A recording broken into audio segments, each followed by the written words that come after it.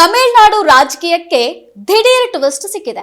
ಇನ್ನೇನು ಸಿಎಂ ಆಗಿಯೇ ಬಿಟ್ಟ ಅಂತ ರೇಸ್ಗೆ ಬಿಟ್ಟ ಕುದುರೆಯಂತೆ ಓಡ್ತಿದ್ದ ದಳಪತಿ ವಿಜಯ್ ಜನಪ್ರಿಯತೆಯ ಗ್ರಾಫ್ ಸೂಯಿ ಟಪಕ್ ಅಂತ ಕುಸಿದು ಬಿದ್ದಿದೆ. ದಳಪತಿಯ ಫ್ಯಾಮಿಲಿ ಮ್ಯಾಟರ್ ಬೀದಿಗೆ ಬಿದ್ದು ಬಿಳಿ ಬಟ್ಟೆಯೆಲ್ಲ ಕೊಳೆಯಾಗಿ ತೊಡಗಿದೆ. ಅಲ್ಲಿಗೆ ವಿಜಯ್ ಪೊಲಿಟಿಕಲ್ ಕೆರಿಯರ್ ಮುಗಿದೋಯ್ತಾ?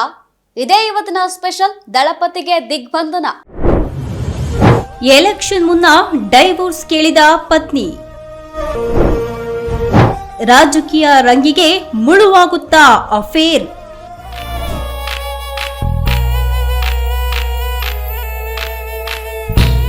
ತಮಿಳುನಾಡು ರಾಜಕೀಯ ಪ್ರವೇಶಿಸಿ ಸಿಎಂ ಸ್ಥಾನದ ಮೇಲೆ ಕಣ್ಣಿಟ್ಟಿದ್ದ ಟಿವಿಕೆ ಪಕ್ಷದ ಸ್ಥಾಪಕ ನಟ ದಳಪತಿ ವಿಜಯ್ ಎಲೆಕ್ಷನ್ಗೂ ಮುನ್ನವೇ ಹೊಸ ಟೆನ್ಷನ್ ಎದುರಾಗಿದೆ.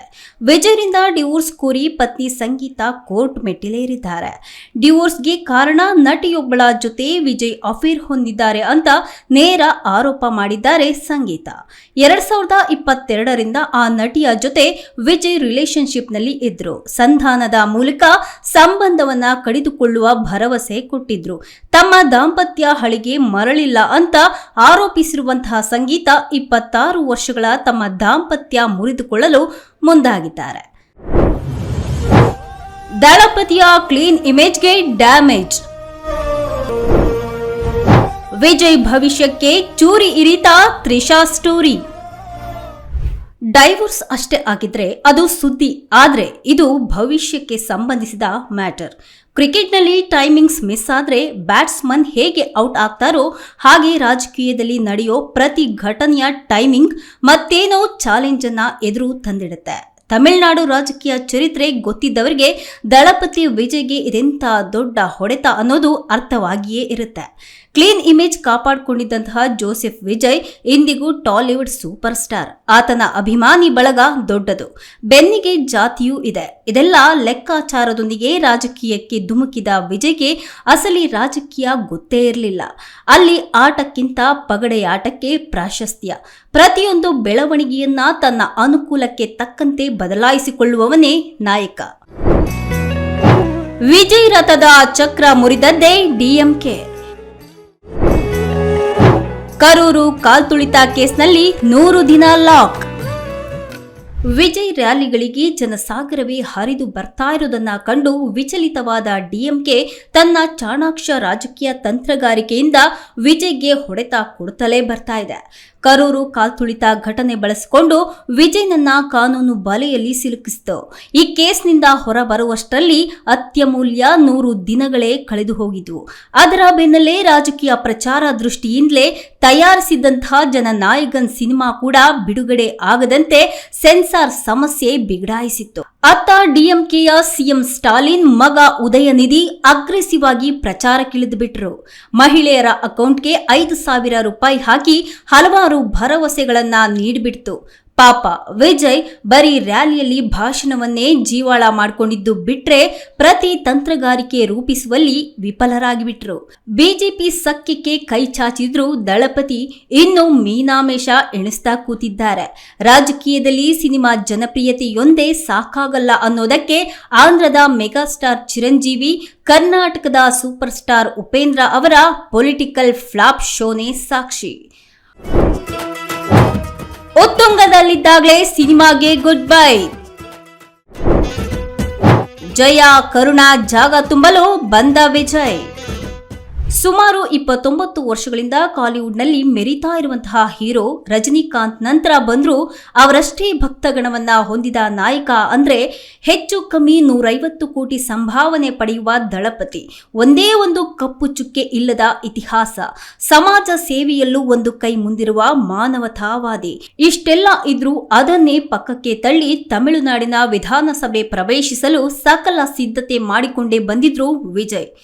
ಜಯಲಲಿತಾ ಹಾಗೆ ಕರುಣಾನಿಧಿ ಮರಣದ ನಂತರ ತಮಿಳುನಾಡು ರಾಜಕೀಯ ರಂಗ ಬಣ ಬಣ ಅಂತಿತ್ತು.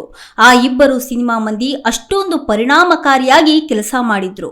ಅವರ ಭ್ರಷ್ಟಾಚಾರಗಳನ್ನೆಲ್ಲ ಸಹಿಸಿಕೊಂಡೇ ಒಮ್ಮೆ ಕರುಣಾನಿಧಿ, ಇನ್ನೊಮ್ಮೆ ಜಯಲಲಿತಾರನ್ನ ಮುಖ್ಯಮಂತ್ರಿ ಗದ್ದುಗೆಯಲ್ಲಿ ಕೂರಿಸ್ತಿದ್ರು.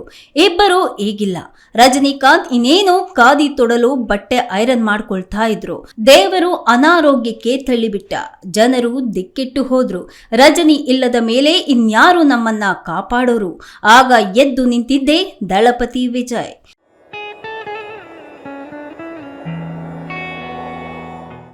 ಕಳೆದ 3 ವರ್ಷಗಳಿಂದ ಸಾರ್ವಜನಿಕವಾಗಿ ಹೆಚ್ಚೆಚ್ಚು ಕಾಣಿಸಿಕೊಳ್ಳತೊಡಗಿದ್ರು ವಿಜಯ್. ಕೂಲಿ ಕಾರ್ಮಿಕರು, ಸ್ತ್ರೀಯರು, ಮಧ್ಯಮ ವರ್ಗ, ವಿದ್ಯಾರ್ಥಿಗಳು ಹೀಗೆ ಒಂದೊಂದು ವರ್ಗದವರ ಕಷ್ಟ ಸುಖ ನೋಡಿಕೊಳ್ಳೋದಕ್ಕೆ ಒಂದೊಂದು ಗುಂಪನ್ನ ನೇಮಿಸಿದ್ರು. ಜನ ಸಂಪರ್ಕಕ್ಕೆ ಹೆಚ್ಚು ಕಾಳಜಿ ತೋರಿಸಿದ್ರು. ಪ್ರತಿಭಾವಂತ ವಿದ್ಯಾರ್ಥಿಗಳಿಗೆ ಬಹುಮಾನ ನೀಡಿದ್ರು. ಇದೆಲ್ಲ ವಿಧಾನಸಭೆ ಎಂಟ್ರಿಗೆ ಪರೋಕ್ಷವಾಗಿ ಮುನ್ನುಡಿ ಬರಿತಾ ಇತ್ತು. ಆದ್ರೆ ಈಗ ಪತ್ನಿಯ ಡೈವೋರ್ಸ್ ಅರ್ಜಿ ಎಲ್ಲವನ್ನ ರಿವರ್ಸ್ ಗೇರ್ಗೆ ಹಾಕಿದೆ. ತನ್ನ ಅಭಿಮಾನಿಯನ್ನೇ ಮದುವೆಯಾಗಿದ್ದ ವಿಜಯ್. ದಳಪತಿ ವಿಜಯ್ ಪತ್ನಿ ಸಂಗೀತಾ ಇವರು ಮೂಲತಃ ಶ್ರೀಲಂಕಾದ ತಮಿಳು ಪರಿವಾರಕ್ಕೆ ಸೇರಿದವರು. ಇವರು ಮೊದಲಿನಿಂದಲೂ ವಿಜಯ್ ಅವರ ದೊಡ್ಡ ಅಭಿಮಾನಿಯಾಗಿದ್ದು 1996ರಲ್ಲಿ ಚೆನ್ನೈಗೆ ಬಂದಿದ್ದಾಗ ಸಂಗೀತಾ ವಿಜಯ್ ಅವರನ್ನ ಭೇಟಿಯಾಗ್ತಾರೆ. ಈ ಭೇಟಿ ಮುಂದೆ ಸ್ನೇಹಕ್ಕೆ ತಿರುಗಿ ಸ್ನೇಹ ಪ್ರೀತಿಯ ರೂಪವನ್ನ ಪಡೆದು ಎರಡು ಮನೆಯವರ ಒಪ್ಪಿಗೆಯೊಂದಿಗೆ ಈ ಜೋಡಿ 1999 ಆಗಸ್ಟ್ 25ರಂದು ದಾಂಪತ್ಯ ಜೀವನಕ್ಕೆ ಕಾಲಿಟ್ರು. ಇವರ ನಡುವಿನ ಪ್ರೀತಿಯ ಸಂಕೇತವಾಗಿ ಸಂಜಯ್ ಎಂಬ ಮಗ ಹಾಗೆ ದಿವ್ಯಾ ಸಾಶಾ ಎಂಬ ಮಗಳು ಕೂಡ ಜನಿಸಿದ್ರು. ಮತ್ತೆ ಮುನ್ನೆಲೆಗೆ ಬಂದ ತ್ರಿಷಾ ಹೆಸರು. ವಿಜಯ್ ವಿಚ್ಛೇದನದ ಸುದ್ದಿ ಹೊರಬೀಳ್ತಾ ಇದ್ದಂತೆ ಮೊದಲು ಕೇಳಿಬಂದ ಹೆಸರೇ ತಮಿಳು ನಟಿ ತ್ರಿಷಾ ಅವರದ್ದು. ಹಲವು ವರ್ಷಗಳಿಂದ ವಿಜಯ್ ಹಾಗೆ ತ್ರಿಷಾ ನಡುವೆ ಸಂಬಂಧ ಇದೆ ಅನ್ನುವಂತಹ ವದಂತಿಗಳು ಹರಿದಾಡ್ತಾ ಇದೆ. ಇಂದು ಆ ವದಂತಿಗೆಲ್ಲ ರೆಕ್ಕೆ ಬುಕ್ಕ ಬಂದಂತಾಗಿದೆ. ಕೆಲ ದಿನಗಳ ಹಿಂದೆ ತಮಿಳುನಾಡು ಬಿಜೆಪಿ ಅಧ್ಯಕ್ಷ ನಯನಾರ್ ನಾಗೇಂದ್ರನ್ ವಿಜಯ್ಗೆ ರಾಜಕೀಯ ಏನು ಅಂತ ತಿಳಿಬೇಕಂದ್ರೆ ಮೊದಲು ಆ ತ್ರಿಷಾ ಮನೆಯಿಂದ ಆಚೆ ಬಾ ಅಂತ ನೀಡಿದಂತಹ ಹೇಳಿಕೆ ರಾಜಕೀಯ ರಂಗದಲ್ಲಿ ಭಾರಿ ಸಂಚಲನವನ್ನೇ ಉಂಟು ಮಾಡಿತ್ತು. ಇನ್ನು ಈ ಸಂಸಾರ ತಾಪತ್ರಯದಿಂದ ಹೊರಬರುವಷ್ಟರಲ್ಲಿ ಎಲೆಕ್ಷನ್ ಹಾಜರಾಗಲಿದೆ. ಡಿಎಂಕೆಗೆ ತಾನೊಬ್ಬನೇ ಪ್ರತಿಸ್ಪರ್ಧಿ, ತಾನೇ ಸಿಎಂ ಅಭ್ಯರ್ಥಿ ಅಂತ ಬೀಗ್ತಾ ಇದ್ದ ವಿಜಯ್ಗೆ ದಾಂಪತ್ಯ ಬದುಕಿನಲ್ಲಾದ ಒಡಕು ದೊಡ್ಡ ತಲೆನೋವಾಗಿದೆ. ಅಭಿಮಾನಿಗಳಲ್ಲೂ ತಳಮಳ ಮೂಡಿಸಿದೆ. ವಿಜಯ್ ಸಂಗೀತಾ ವಿಚ್ಛೇದನದ ಸುದ್ದಿ ರಾಜಕೀಯ ಪಕ್ಷಗಳಿಗೆ ಭರ್ಜರಿ ಭೋಜನ ಸಿಕ್ಕಂತಾಗಿದೆ. ಇದನ್ನೇ ದಾಳವಾಗಿಸಿಕೊಂಡು ವಿಜಯ್ ಹಣಿಯಬಹುದು. ದಳಪತಿ ಕೋಟೆಯ ದಿಡ್ಡಿ ಬಾಗಿಲು ಮನೆಯೊಳಗಿಂದಲೇ ಜಾರಿ ಬಿದ್ದಿದೆ. ಬೇರೆಲ್ಲ ಕಳಂಕಗಳನ್ನು ಆಪಾದನೆಗಳನ್ನು ನಿವಾರಿಸಿಕೊಳ್ಳಬಹುದು. ಆದರೆ ಡಿವೋರ್ಸ್ ಅನ್ನೋದನ್ನು ತುಂಬಾ ಲೈಟ್ ಆಗಿ ತೆಗೆದುಕೊಳ್ಳುವಷ್ಟು ಭಾರತೀಯ ಮನಸ್ಸುಗಳಿನ್ನೂ ವೆಸ್ಟರ್ನೈಸ್ ಆಗಿಲ್ಲ. ಏನೇ ಆದರೂ ತಮಿಳುನಾಡು ರಾಜಕೀಯದ ರಂಗೇ ಬೇರೆ ಬಿಡಿ. ಎಲೆಕ್ಷನ್ ಹೊತ್ತಿಗೆ ಇನ್ನೆಷ್ಟು ತಿರುವು ಪಡೆಯುತ್ತೋ ಏನೋ.